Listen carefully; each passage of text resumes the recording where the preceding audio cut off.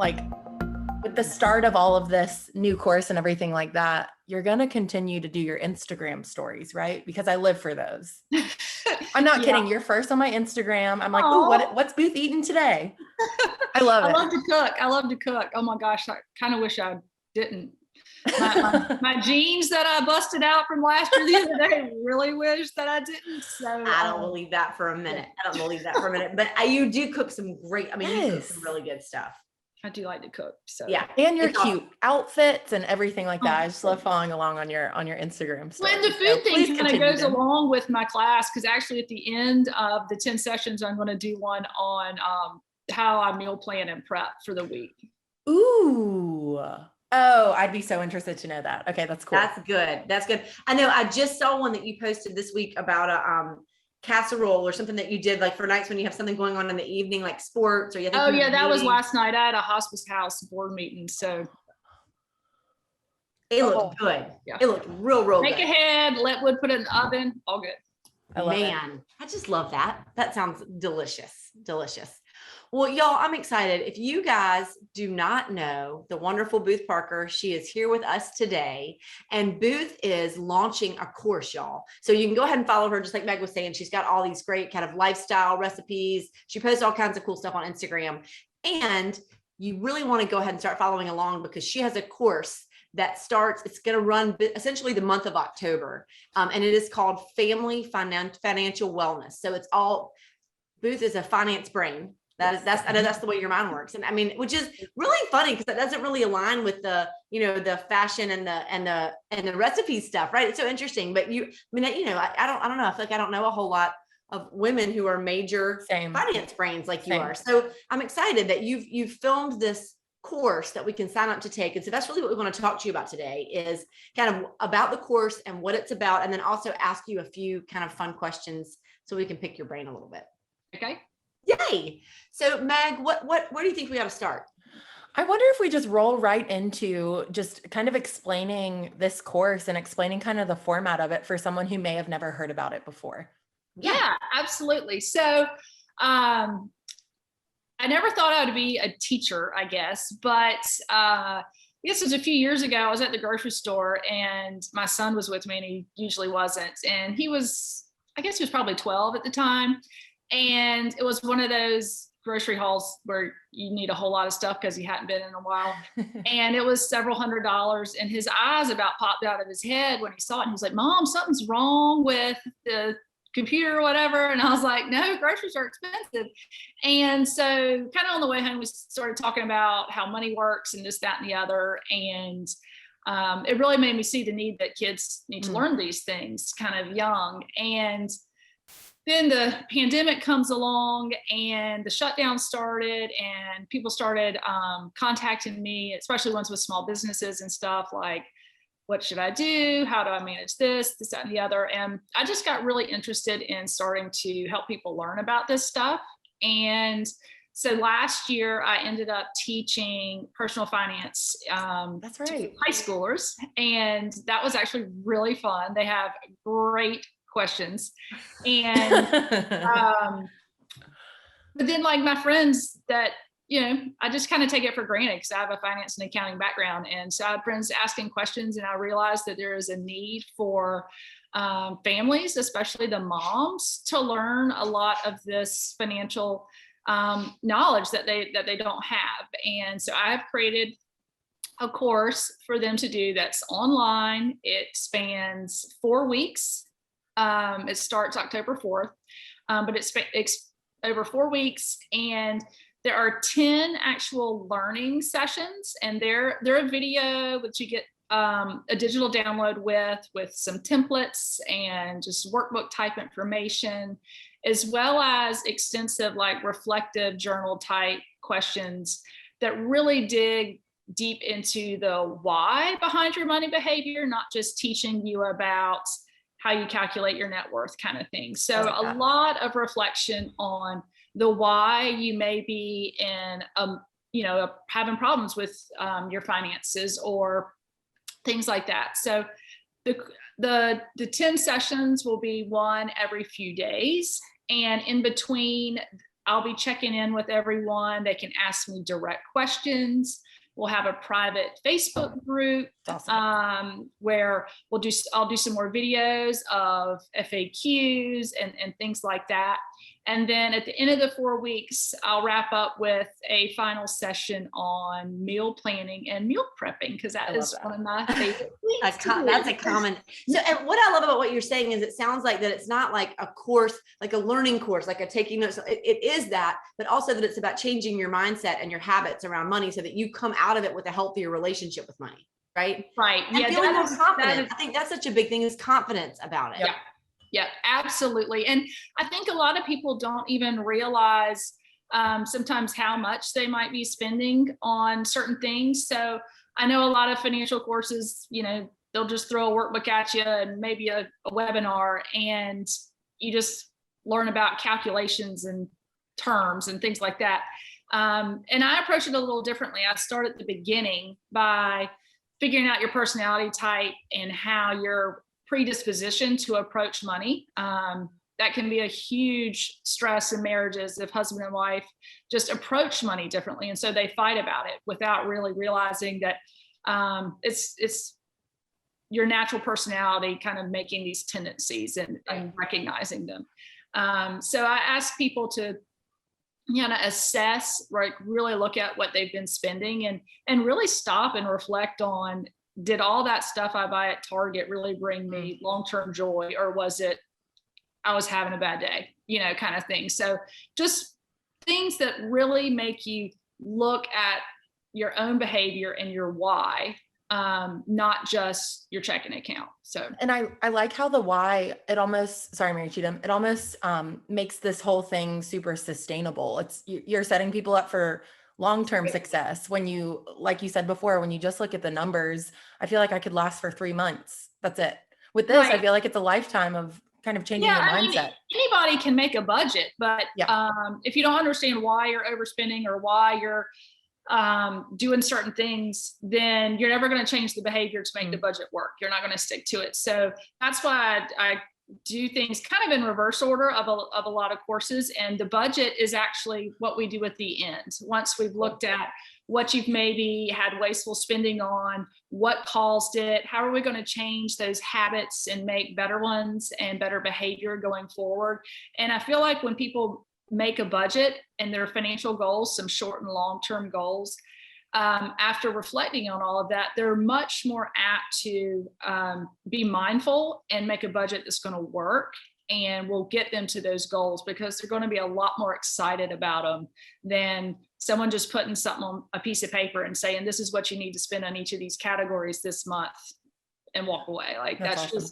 That's right. If you don't know the why behind. And I think there's something that so, like, if you're clear on, I think anytime there's clarity, there's so much more joy, right? So if there's clarity around it, then you feel better when you're spending the money. You're not worried. Well, I don't, this isn't budgeted for, or this isn't, I shouldn't be doing this. There's guilt around it. It steals all the joy from it anyway.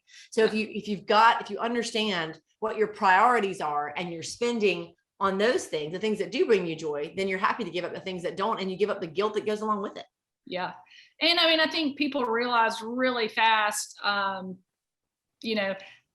little fulfillment they get out of so many of these things that they buy. And without quantifying it, they don't really realize how much money they waste over time. And when they stop and look at it and really think like, oh my gosh, I really got nothing out of that.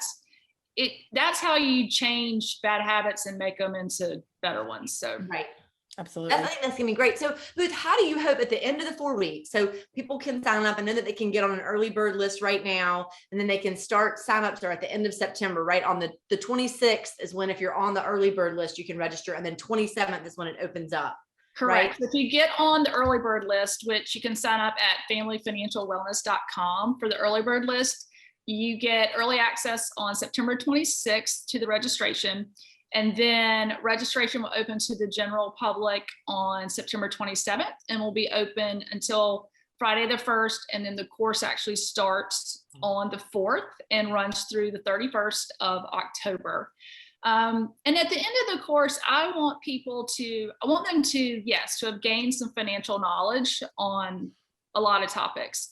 But at the same time, I want them to walk away at the end very confident in their budget and their financial goals, and that they are going to achieve them because they have the right mindset and behavior going forward to do so.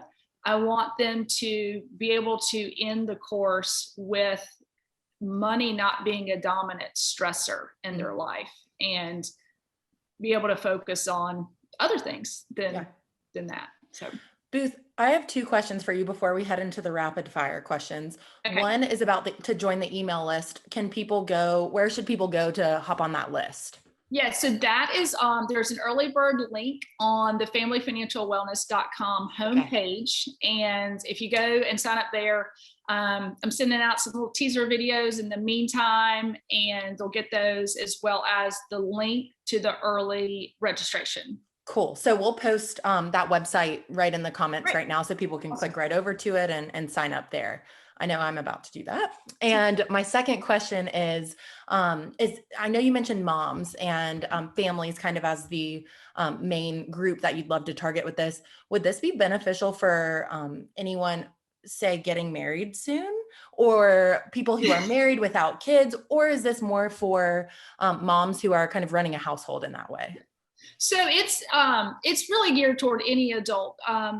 And the reason I kind of say towards families is because I have taught high school kids, and a lot of the stuff in this really wouldn't be applicable to them as much. So, but anyone who is adulting, in all honesty, could use it, especially, someone newly out of school, maybe about to get married, maybe someone recently divorced and is really trying to figure out how to navigate finances because their spouse maybe did it before. So when I say it's geared towards families, it's geared towards people who are at a point in their life where they want to be in control of their money, it working, efficiently for them, and to also be saving for, that long-term goal. Awesome. That makes me really excited. I love that. Meg, this means you qualify. Whoop, whoop. I love it. So excited. Mary Cheatham, do you want to kick off some of our rapid fire questions for Booth? I would love to. So, okay, what I want to know first is, what was the best question that you got from your high school kids? Goodness, there was a lot of them, but what was really fun with them was, this was early on in the semester, because I only taught the class spring semester. So do y'all remember the whole GameStop saga? Yeah. Yes. So in walks this was my seniors. In they walk one day, and we were supposed to, I don't know, be talking about like how a mortgage is structured, Yeah. And they come in, and I'm like pulling stuff out, and I'm kind of bad about watching the news. Sorry, right. I am. And I had not even heard of the GameStop saga yet, because it was just like breaking this particular day, and they're on top of things. And so they're walking into class, 7th period, and I start to talk about mortgages or whatever. And they're like, can we talk about GameStop? And I'm like, what's GameStop? And they're like, the store that, and and I was like, what happened? And they're like, do you not watch the news? I'm like, I watched it today. And it reversed. Like one of them pulled out an article, and it was the whole short selling thing. And they're like, we want to learn about that today. And I was like, okay. So like, it was just, they would come in with this stuff that they were really interested in. And it was exciting to see them interested in. And think about that. Had it not been GameStop, it wouldn't have been interesting at all. Right. Seriously, think about that. I think that's so great. Okay. So that was one of our rapid fire questions. I'm sorry. I just really needed to know. Okay. Tell us about, so like, in terms of if you're going to track your own budget, do you use a spreadsheet or do you use an app? How do you do that, Booth? What do you recommend? So I'm kind of old school. So I love a spreadsheet for me. And I had a spreadsheet for our household, and it has my account, my husband's account, joint account, like they're all in one big spreadsheet. So, but that is something that an accountant does, because to have a spreadsheet, you've got to be real proactive in putting it together. So I really recommend, there are a ton of apps out there, and some are geared towards teens, some are geared towards single people, some are geared towards family. There's a bunch of them out there, but they are really, really good at holding people accountable. Yeah. Spreadsheet is not going to hold you accountable because it's Yeah. only as good as what you put in there, which That's means a you gotta really sit good down and do point it. that I hadn't thought of. Yeah. Yeah. So yeah, I really recommend some kind of app for people trying to get their arms around things. Okay. Okay. And when you're setting up kind of your budget and figuring out your financial goals, I mean, do you break that down into categories? So I do. So you generally have categories, you know, like your housing, your transportation, utilities, food, giving. If you're someone who likes to give, you want to put that in there. And your savings are things like that. And then you're going to have your discretionary spending, which is the category that gets a lot of people in the most trouble. So your target there account. are definitely categories to look at. Okay. This is good. And then Booth, question. So you mentioned your son at the grocery store and kind of starting that conversation with him. So if say Sally goes to Mary Cheatham and is like, Mom, I want to learn more about finances. Where's one place that Mary Cheatham can start kind of educating her kids on finances? Yeah. Well, after Wood asked me about it, and then I started kind of talking about it more, like when I would go to the bank, I would kind of tell them what I'm doing, you know, just little things like that, just every day, just to kind of get in the groove. But honestly, a lot of high schools are now offering a personal finance class, like the one I teach. Yeah. And it's usually an elective, I think. So I would really encourage parents to have their kids sign up for a class like that if it's offered at their school. If it's not, there are some online. I actually do hope to or plan to write a high school geared curriculum. That's so great. Yeah. And you got that real life experience that you just had. So you know what they're curious about. Right. Yeah. I can put some fun stuff in there too. Yeah. Yeah, there are some good courses out there if it's not offered at their school. Yeah. That's awesome. And I feel that kids are really receptive of financial information because it's things that they can go ahead and apply now, or they know that they're going to use it later. Sorry, I'm about to make a math teacher mad, but I've never used a protractor since I graduated from high school, but I'm going to use what I learned from a personal finance class every single day after I graduate. So I think that's really neat. Yeah, it is. It's good stuff. Yeah. So I want to know what your biggest money saving hack is before I ask you our final question. It's kind of funny you asked that because I feel like all I've done is talk about food. but food is like the money saving hack. Like it's unreal. Like food convenience is just so out of this world expensive. It's really crazy. Mm-hmm. And I mean, don't get me wrong. I love to go out to eat. And I mean, the Parker family's usually at Soundside one night a week. I'm not gonna lie. But that is family time. And we, plan it. It's not where I'm running by there and getting takeout. Like we go and sit and enjoy each other's company and the atmosphere and all that kind of stuff. So I'm not poo-pooing eating out because I love to eat out or go out, girls' night every once in a while. But I did a little series. I love my stories the other day, and so I made a salad at the house, and you can actually buy Panera dressing at the grocery store now. So I made a salad, and I looked and I added up exactly how much it cost me to make this chicken Caesar salad, and it cost me $2.50. And one at Panera is, I think it's like $10.30 something plus tax, And so when you look at the difference of that, if you're eating out, if you're running through the Panera drive-thru every day instead of making a salad at home, like over the course of a year, that's like $2,000. That's crazy. And if your spouse is doing it too, that's double that. And then like I did one with goldfish and Doritos and stuff, like things you put in your kids' lunch boxes. If you buy the little prepackaged bags versus the big bag and put it into a Tupperware or a Ziploc, it's like 30 cents more per serving in the individual bags already, which adds up to like several $100s a year. And I mean, those are just a couple of things. I bought a pineapple the other day. The whole pineapple was $1.99. A cord one, which only had the sides trimmed off and the leaf ripped off the top, like it was, I think $3.99. So like you're paying $3 for someone to cut the sides off. It's the pineapple. convenience. Like, you still gotta cut it up. Yeah. Like, yeah. So that I think is my biggest hack. Like that's why I meal plan and meal prep. I hate throwing food away. I hate being wasteful like that. Yeah.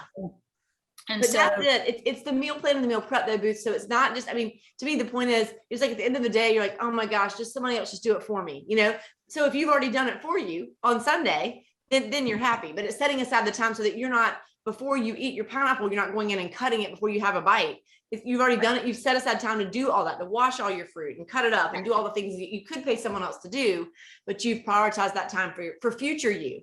I always talk about future me, future Sally, and future Walter. Like, how is future Walter going to feel when he comes home and his room looks like this? He's going to feel terrible. Yeah.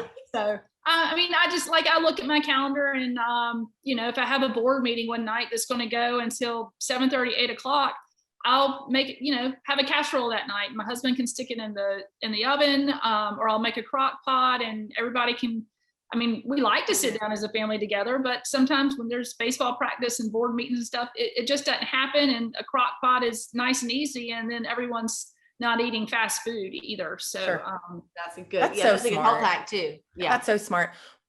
We breathed at the same time. I love it. So Meg, you ask the final question. Sure will. So Booth, we have our final question that we ask all of our guests, and we would love to know before we hop off, what is saving your life right now?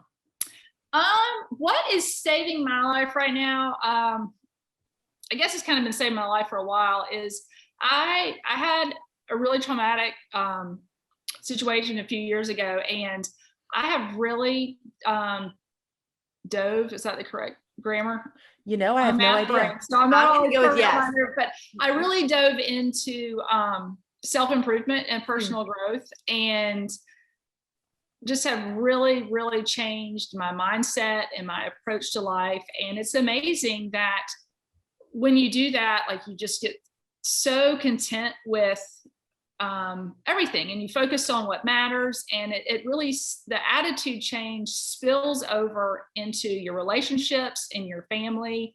And even when bad news or bad days come your way, you're able to take them with a grain of salt, because you're so much more focused on the good and the long term and the things that matter. And it's just simplifying and decluttering your life. And I would say that's saving me right now, for sure. That's awesome. And now, and now you're helping others kind of do the same thing. That's right. Yeah, I think once you get to that place in your mind mentally, you really realize that you want other people to feel the same way. And it really motivates you to stop and ask yourself, like, what is my purpose that I can go out and do and help people? And this is mine. This is what I feel I can do to help people and help bring some peace of mind to their lives by alleviating financial stress and things like that. So that's my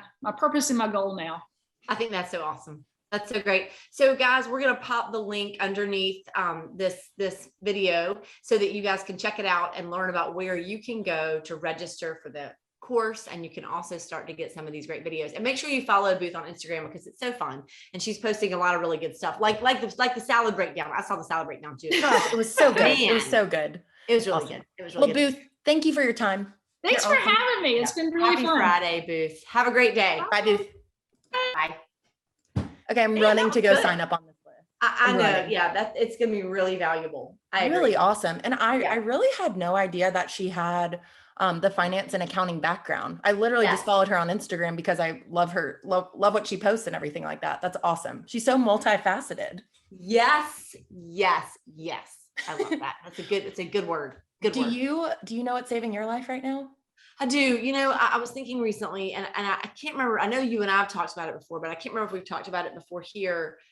Just that, I feel like that we've had, I think that personally and at work, and, we've had some things going on that have felt like kind of heavy. And I know, there's just things I don't know, there's just a lot going on. And I know I feel like a lot of my friends and family have that same feeling. And So I think challenges are the thing that I'm choosing to, that are saving my life right now, because, we talk about this, that what if it's happening for you and not to you? Yeah. And so I'm just going through a little phase where I'm feeling grateful, to have those challenges, because, who are we all becoming as we kind of push through these things? I So like that. yes. I really like that. So focusing on that. Yeah. How about you? Man, mine just sucks compared to that one. Oh, I hope it's something good. I hope it's like a fizzy drink or something. No, it's actually a recipe. Even better. Good. So it's the one I sent you on Yes. Tuesday night. So y'all, I don't know if you remember Chili's, the restaurant. It's still a thing, isn't it? I'm Chili's sure. still a thing? Okay. Yeah. Anyways, I haven't been to one in a couple years, but I found a knockoff recipe, a healthy version of a Chili's, the Cajun chicken pasta recipe. I will post it in the comments right here. It's through my girl Alex at The Defined Dish. I don't actually know her, but I wish I did. But it is the most delicious thing ever. I made it for dinner earlier this week, and it brought comfort and, a little bit of spiciness to my week. So that was saving my life. That's good. And she's so good. Alex Snodgrass with The Defined Dish. And the other hack you got to tell people about, it says it in the recipe, but I hadn't heard of it until you said it, is the jovial brown rice pasta. You guys, it's better. Okay, Dalton loves it more than regular pasta. It's denser. So they only sell it at Lowe's Foods and actually at Walmart here. And I use the penne version of the jovial pasta, and it is so good. I just like that it's jovial. That makes me happy too. Right? Yeah, it's just a good word. Just sounds like a whole happy to know you kind of dinner. I'm excited about it. I'm going to make it. Yeah. Please do. Please do. Yeah. Yes. Well, and I'll break it down cost per serving. I'm just kidding. I won't do that. But you should. That's going to involve math. Take this too far, Mary Cheatham. That is. Somebody should do that. Maybe I will. Yeah. Okay. Tickled. Okay. Yeah. Well, Mary Cheatham, thank you for hanging out with me this Friday morning and Booth, of course. And have a good weekend. Thanks. You too. Bye. Bye, everybody.